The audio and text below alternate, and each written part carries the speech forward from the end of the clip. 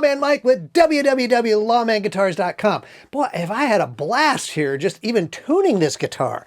This is such a cool guitar that I've got for you to see today. This is a 1939 Gibson TG-50 Archtop Tenor Guitar. Yes, I said 1939. This thing is super old, and you got to say, when you look at this, it's like, wow, what a body on that thing.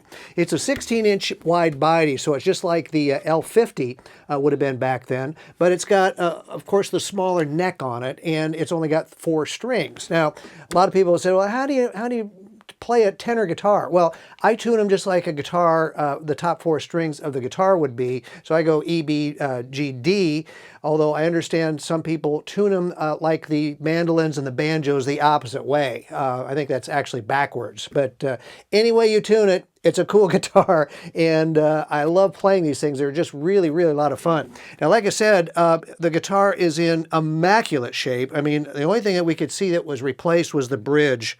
This is definitely not the original bridge, but boy, look at these parts. It's got the original tailpiece. A lot of times this will break down in here and be gone, but this is the original tailpiece. Look at this pickguard. I mean, the pickguard is pristine. I mean, it's just absolutely gorgeous. And I mean, it's very thick. And I'm assuming that's a plastic, but boy, I'll tell you, some of those back in the day could have been even tortoise. I don't think this is tortoise. It could be.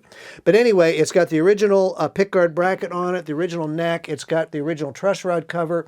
It's got the inscribed Gibson in the really old style in pearl alloyed that just looks beautiful. It's got the Grover open back tuners on the back. It's got a serial number on it, which helped us date it. But from there, I mean, it's just absolutely beautiful. Now, my research on the guitar tells me that it's a spruce top. It's 2-piece. You can see it's joined right here. 2-piece spruce top, and it's very musical. It sounds beautiful, tapped. And then according to what I was able to find out, it's hard to tell because it's so darkly stained, but they say it's stained maple for the back and sides. And you know, as I look at it, it's kind of hard to tell, but I would say it's probably maple. And it has some very tinny sound to it, so I don't think it's mahogany. But anyway, that's what I was told, is that it's stained maple. So we'll go from that. Now from there, the neck is a 22 3/4 inch scale neck. That little nut on there is only 1 1/8 inch wide, and of course it's joined here at the 14th fret. And it's got an arch top and a beautiful arched back. Actually, someone asked me the other day, they sent me a question, said, is that back flat? I went, no, it's actually arched. You can feel it right in through here, especially through the waist. It's really carved right in through here. It's just, wow, what workmanship on this. Now, bindings are in beautiful shape. They're actually more white than I would have expected. I think this guitar spent a lot of time in its case. It hasn't been exposed to very much ultraviolet, but they are cream. They are not yellow, which I would have expected they would have been. The neck shows no indication of having ever been off. I saw one little strip in here that looked, I mean, that probably from the factory. I mean, there's no way this neck has been off, nor does it need to come off. Just so everyone knows, no neck reset is required on this guitar. It plays wonderfully, and it's just as tight to the body as that neck can be. Slight belling underneath the bridge, just slightly. I mean, you just got just a little sway in there, but it's nice and high right in through here where you want it to be. Joined nicely at the base of the neck. Frets are in beautiful shape. Original nut, original truss rod cover. I mean, it's a museum piece. I mean, this guitar is just absolutely immaculate. It's just a beautiful guitar, and it's an absolute pleasure to play.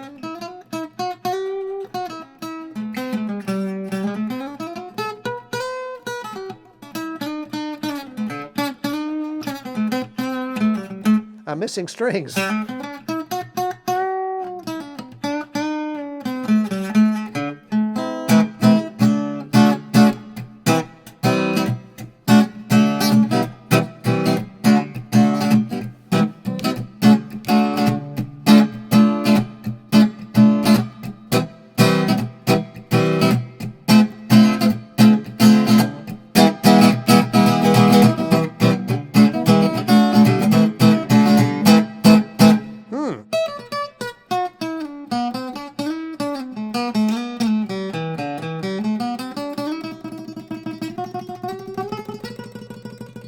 You know, these frets are pretty big. It's kind of surprising.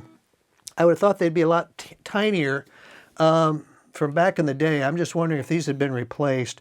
You know, it's possible this might have been refretted at some point in time. I wouldn't be surprised for it to be refretted.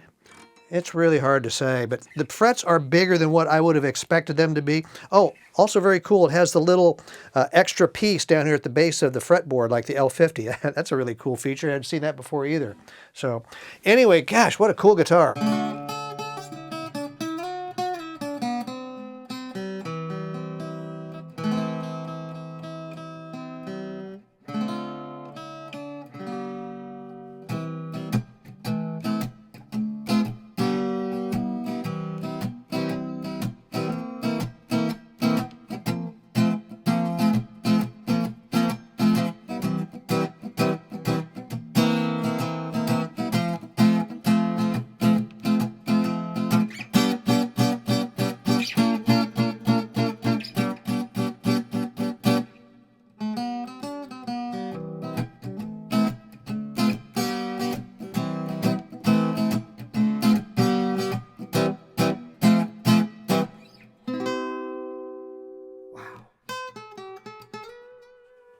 It's so cool to be playing a 1939 guitar.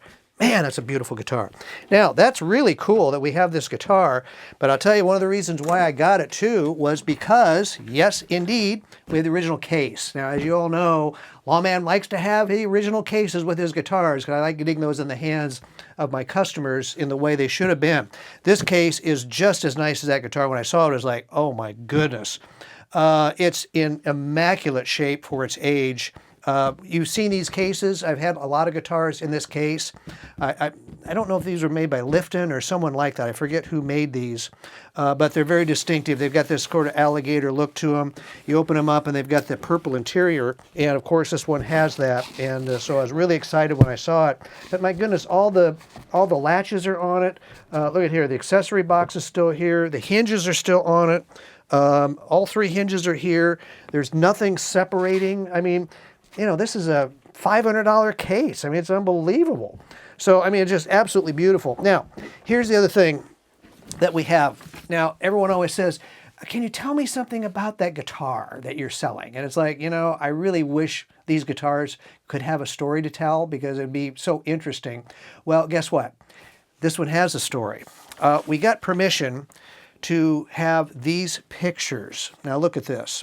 This is the original owner of that guitar playing that guitar with his band. I mean, how cool is that? I mean, he's got his, you know, they got their bandanas on. It looks like they're all have matching work shirts, you know, to be part of the band. But here he is playing that guitar. And then he also has a picture of him, and it doesn't have that guitar, but it shows in 1939. So maybe sometime in that period he got that other guitar, which is from 1939. But how cool is that? Here's two pictures that we got permission to send along. Oh, this one's dated 1940 on the back. I just noticed that. We get to send these along with your guitar. So how special is that to have something to say, wow, here's the guy who actually bought this guitar originally and played it probably professionally, probably played in some band, and maybe made a few bucks out at the juke joint on the weekends. Who knows? But it's really cool. So anyway, this awesome 1939 Gibson TG-50 is available right now, and someone's going to grab it, and someone's going to love that guitar. So check in on all of our really cool guitars out at www.lawmanguitars.com. And hey, while you're here in my YouTube channel, be sure to hit subscribe. And last month when we recorded these, I said, you know, we're getting really close to 5,000 subscribers, and guess what? Yes, you all surprised me, and we busted through 5,000 subscribers. Thank you all so much. I appreciate you watching my demos, and stay tuned for more. Thank you very much.